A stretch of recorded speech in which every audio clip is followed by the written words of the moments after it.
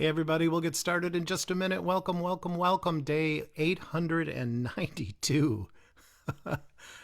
I can't help but giggle. That is an amazing feat. Just people just being nourished by song every day at noon. Well, noon Eastern anyway. Welcome, welcome. In fact, should I start just welcoming folks? Let's do that.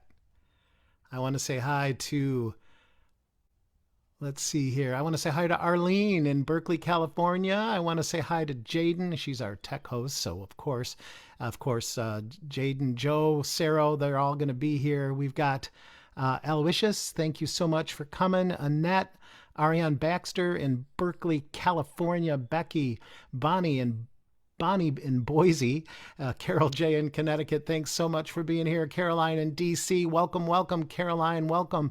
Welcome also to Christina and Bob all the way from Maryland. Thanks to Chuck right here in my hometown of Detroit. How you doing, Chuck, in the Motor City? Curly Tops. Welcome, Curly Tops. Dan Walker from Vienna, Virginia. We've got Deborah in Kentucky. We've got Deli. We've got Dennis. We've got Dick and Kathy. Welcome from Victoria, British Columbia. Thanks so much for coming in. GGG Enids Essie. Thanks to Jane and Jenny in Suffolk in the UK. Thanks to Kate in Charlottesville, Virginia. Thank you for being here, everybody. Welcome to Kathleen in Albuquerque in New Mexico. Welcome to Kathy or Arafo, I'm sorry, in Cheyenne. And welcome to LMG and Louise and another Victoria, British Columbia. Thanks to Luda for being here. Mabel, thank you for being here in Massachusetts. Mabel and Bears in Massachusetts. Pauline in Newcastle, UK. Penny, thank you for being here. Ruth in the UK. Sheila in Florida. Susan Miller in Seattle, Washington. Wendy, thank you for being here as well. And I'll keep saying this until we get started. Kevin in DC, thanks for coming in and welcome to the Daily Antidote of Song. I am just so pleased to be the host today. My name is Matt Watroba. I recognize some of you from some of the past times where I have sung, but I was so excited that I was asked by Joe and the crew to become a host today. And they asked me, especially because this is New Friends Month, which means we have new singers, new hosts. Everything about September is bringing in some what we like to think of as fresh blood. Let's see, who am I missing here? I think if I'm doing these in order, I think I may have gotten everybody I can see so far anyway. So maybe we'll just get started. Is that okay? Is that the way it works? All right. I am so pleased to welcome to the Daily Antidote of Song a young woman that I met, oh gosh, I don't even know how long ago now. Sarah, it was probably at least 10 years ago, maybe 11 years ago. And I met Sarah down at the Swananoa Gathering, which is a gathering of people making music and singing songs down near Asheville, North Carolina, down in the beautiful Black Mountains of Swananoa. And the first time I heard Sarah sing, I recognized immediately the old soul that she is. She has a love and, which that would be enough of this old, beautiful traditional music. But she also has this passion to share it with other people and to study it and to get to know it and to live within it and to tell the stories of our especially southern region. And I am just so thrilled to be here. How you doing, Sarah? I'm doing great. What a sweet intro, Matt. Thank you. I really appreciate that. Yeah, I think we've known each other about 11 years. Yeah. And again, it's all through this idea of us singing together, which is a great way to get to know someone, don't you think? Oh, it's the best. It is the best way to It's get the to know best and someone. only way. Well, I know these guys are dying to hear the song that you're going to share, and I am so happy that you are sharing this particular song. And I'm just going to say just a quick. Well, I see people are admitted, but I don't see where they are on here. So I'm just going to say a blanket thank you for being here to everyone else who is on right now, and I'll get to you in the goodbyes for sure. But Sarah, tell us a little bit about the song you've chosen. Sure, yeah. And I want to say that I'm very honored to be a part of this long tradition now, this of daily antidote of song. And it's really special to see this community that is ongoing and has formed through this. So I'm going to share a song that I wrote actually called There Are More Waters Rising. This is a song that I wrote back in 2016. I live in North Carolina and have for about 12 years. And in 2016, the North Carolina legislature passed a law that became notoriously known as the bathroom bill. And this was a bill that was really discriminatory against transgender folks. It was alongside other, it was accompanied by other laws that were very anti-democratic for our state. And at the same time, the 2016 presidential race was going on. And I was getting a sense that things were going to get a lot harder in this country for many, many of us before they got better. And so this song is in response to that feeling. And it's saying, you know, things are going to get harder and we're going to make it through. So I'll sing you a verse. You can sing along with every verse because of the way the song is structured, and you'll catch on to that in a little bit. There are more waters rising, this I know, this I know. There are more waters rising, this I know. There are more waters rising, they will find their way to me. There are more waters rising, this I know, this I know. There are more waters rising, this I know. Yeah, so I'll break that down just a little bit for you. So here's our first part. There are more waters rising, this I know, this I know. Let's do that together.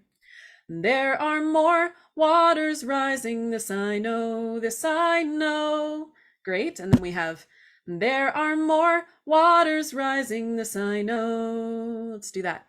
There are more waters rising, this I know.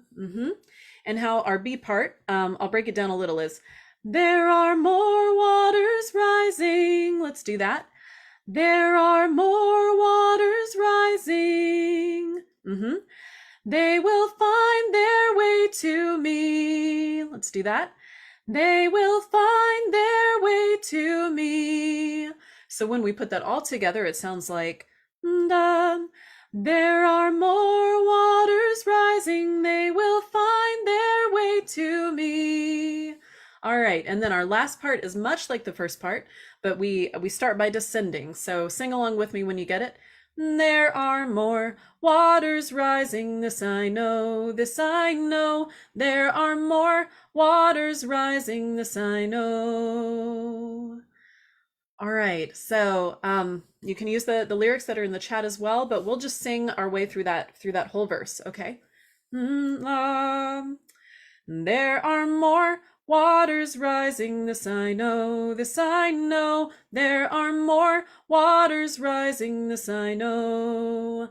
There are more waters rising, they will find their way to me. There are more waters rising, this I know, this I know. There are more waters rising, this I know. All right, thanks everybody. So we're gonna just work our way through the song. We're gonna sing it a cappella. I'm gonna have a little help with a hand tambourine. And so as soon as you hear the first line to the next verse, you'll be able to sing through the rest of the verse because of how repetitive this structure is. You'll catch on quickly. So here we go. There are more waters rising, this I know, this I know. There are more waters rising, this I know. There are more waters rising, they will find their way to me. There are more waters rising, this I know, this I know. There are more waters rising, this I know. There are more fires burning, this I know, this I know. There are more fires burning, this I know. There are more fires burning, they will find their way to me. There are more fires burning, this I know, this I know. There are more fires burning, this I know. There are more mountains falling, this I know, this I know. There are more mountains falling, this I know. There are more mountains falling, they will find their way to me. There are more mountains falling, this I know, this I know. mountains falling, this I know. I will wade through the waters, this I know, this I know. I will wade through the waters, this I know. I will wade through the waters when they find their way to me. I will wade through the waters, this I know, this I know. I will wade through the waters, this I know. I will walk through the fires, this I know, this I know. I will walk through the fires, this I know. I will walk through the fires when they find their way to me. I will walk through the fires, this I know, this I know. I will walk through the fires, this I know. I will rebuild the mountains, this I know, this I know. I will rebuild the mountains, this I know. I will rebuild the mountains when they find their way to me. I will rebuild the mountains, this I know, this I know. I will rebuild the mountains, this I know. There are more waters rising, this I know, this I know. There are more waters rising, this I know. There are more waters rising, they will find their way to me. There are more waters rising, this I know, this I know. There are more waters rising, this I know. Thank you, guys. You know, Sarah, I've been surrounding myself with songs now for close to 45 years, and I think you've written a song that has legs, that will be that really has the potential to be sung for a long, long, long, long time. Which is that the goal of a songwriter, do you think, or at least the way you write songs? Do you write songs to think that maybe they'll continue to be sung? I definitely do. I feel this song has already spread around quite a bit. I'm really honored by that. It's I I'm get doing re- my part, by the way. oh, thank you. I sing it everywhere I go. Yeah, I've shared it at a few different kind of community singing events and conferences, and I get reports now from people saying, oh, we're singing it at this protest in the Northwest Coast, or we used it as part of this protest in Australia, or or in Wales, and so I couldn't be happier about how it's spread around, and yeah, and I do take a lot of comfort. I love the idea that the song will be around after I'm Be- gone. because it turns out that the songs that last are the songs that people actually sing, right? Yep. And so once they really become part of our movements, part of our, the reason why we gather, that's why we still know, all those, repurposed songs from the civil rights movement that were, of course, just spirituals. They keep going on. And let's face it, that song is about action. If it were just half a song telling us about waters rising and fires burning and mountains falling, that's one thing. But what I love about that song is you are wading through the water and walking through the fire and rebuilding the mountains. And to me, that's a song of hope It and is, yeah. of action, you know. Absolutely. Yeah. Yeah. So you come from a storytelling family in Middle Tennessee. What does it mean to be in a storytelling family? Well, I come from a family that really knows, both sides of my family are kind of really fascinated by history. And I feel really, I was, as a kid, I was um, dragged around to battle sites and to the Trail of Tears, and like had this really strong sense of being able to look at the land and being able to imagine what had come before me there over hundreds of years, over thousands of years. And that was really a gift, and really it got me really excited about history. And that connected me then to traditional song, because traditional song is all about contains all these nuggets of history and folklore going back sometimes 50 years, sometimes like 800 years, and I like to study traditional ballads and folk songs from the British Isles and from Europe as well.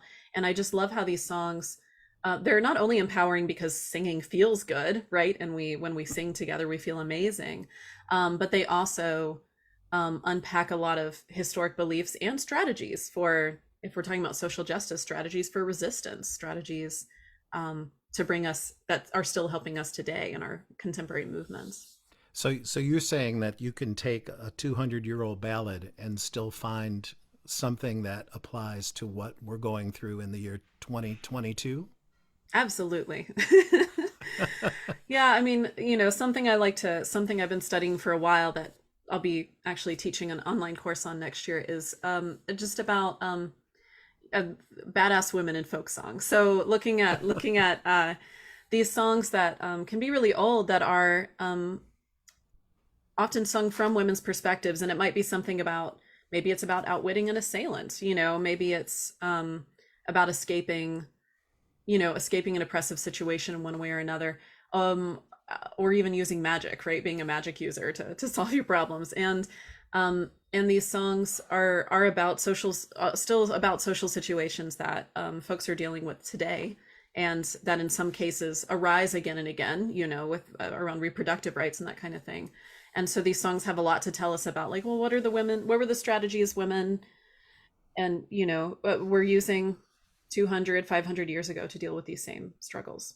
I think that's so interesting because, of course, to somebody who's new to music and music that is in the realm of social justice, your first thing would be to think that we need to constantly look and write to this problem.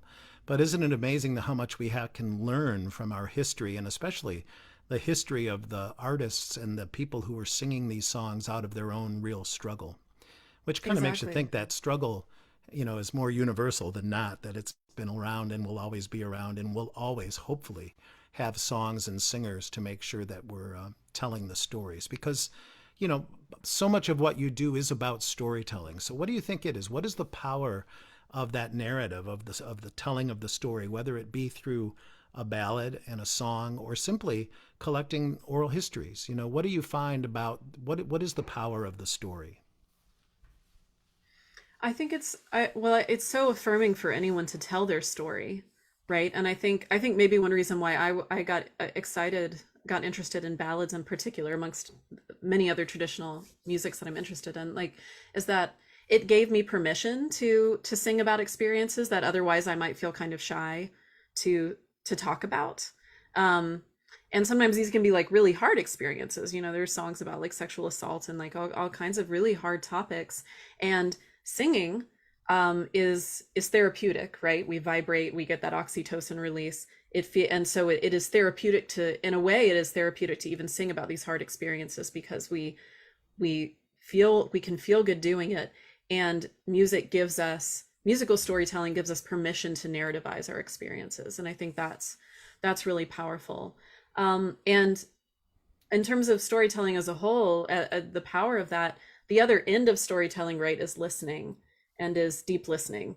If we're doing it right, is really just listening, not asking questions, just absorbing the story and listening to that person's truth. And it's not something that we're trained to do in our contemporary culture. We're not trained to do deep listening. And when someone speaks and is really listened to, and the other person is really listening, that is a really transformative thing. That's not how we're used to communicating with each other. And so ballad singing, storytelling through singing, is one of those outlets for that. And it's a powerful way to teach, isn't it? Because I know you do a lot of workshops on a variety of subjects, and I absolutely encourage you to check out any of the links that are in the links over there, because Saro is busy doing a whole bunch of really cool things. I want to talk about. We only have a little bit of time, but I mean, one of the first things I remember you doing back in 2012 was just this amazing collection of well-researched songs and stories from Blair Pathways, the huge labor, I guess, uprising in West Virginia. How did you come to tell that particular story? Yeah, so you're referring to these coal wars, a series. Some folks here might have heard of these before, but there was a series of coal wars that happened in the early 1900s up through the early 1920s in West Virginia, and these are generally referred to as West Virginia Mine Wars. And they culminated in a battle with, around 8,000 people. This was the largest armed uprising in U.S. history aside from the Civil War. And this battle converged at a place called Blair Mountain. So now it's called the Battle of Blair Mountain. And these were essentially just wars for the Union, for Union recognition and for better conditions in the mines, and they were against the militarization of the mines by the management. And so I, in 2009, started getting involved in mountaintop removal coal mining activism. And that gave me access on my journey of learning about traditional songs. That was in this amazing point, because I started to learn all these protest songs from Southern Appalachia, a lot of which were connected to the coal wars. And so in 2011, there was a march to Blair Mountain to bring attention to the fact that this was a really important battlefield site and it needed to be preserved. It was in the process of being strip mined. It was, undergoing mountaintop removal coal mining.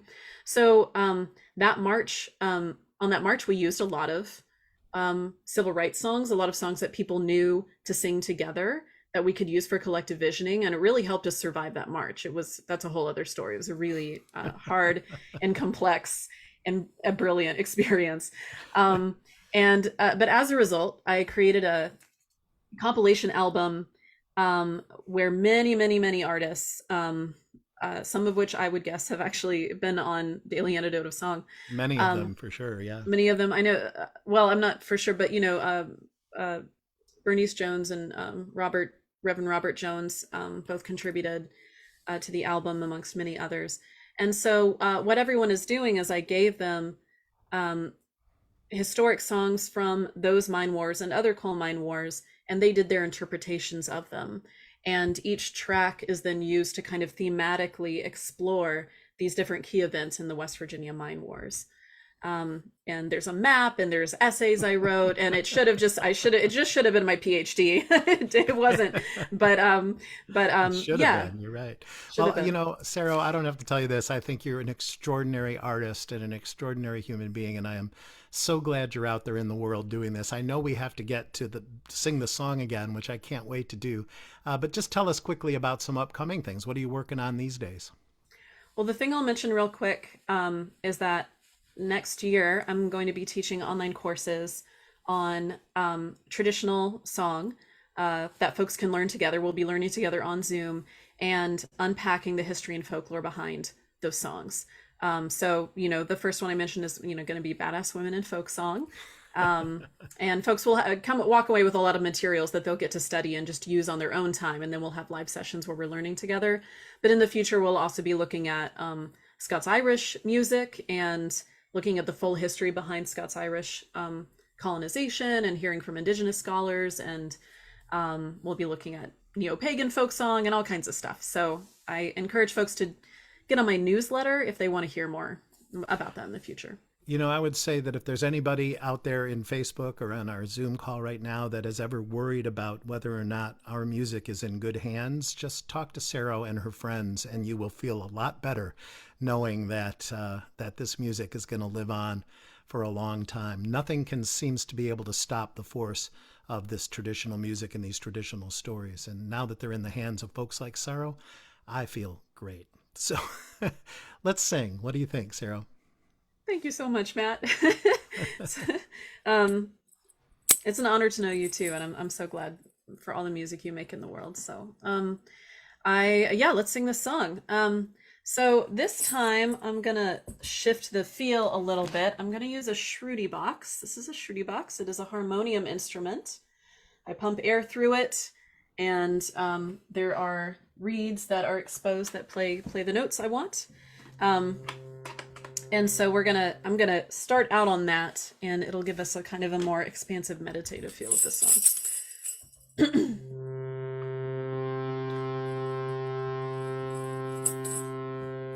Excuse me. There are more waters rising, this I know, this I know. There are more waters rising, this I know. There are more waters rising, they will find their way to me. There are more waters rising, this I know, this I know. There are more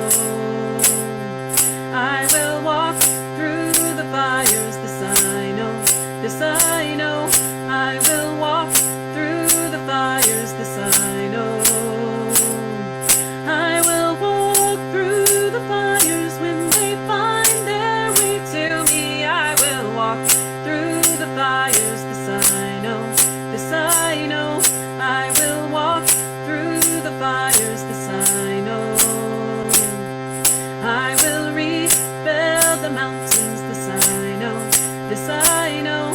I will rebuild the mountains, this I know. I will rebuild the mountains when they find their way to me. I will rebuild the mountains, this I know, this I know. I will rebuild the mountains, this I know. There are more waters rising, this I know, this I know. There are more waters rising, this I know. There are more waters rising, they will find their way to me. There are more waters rising, this I know, this I know. There are more waters rising, this I know.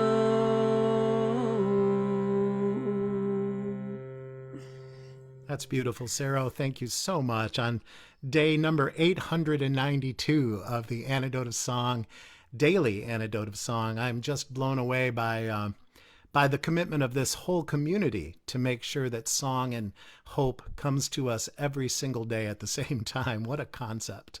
And I think you agree, Saro was the perfect guest as part of New Friends Month. What do you think? Thanks, everybody. Also, happy birthday, Deborah. Yeah, happy birthday, Deborah. And I also get to say goodbye to folks. Does that happen right now? Okay.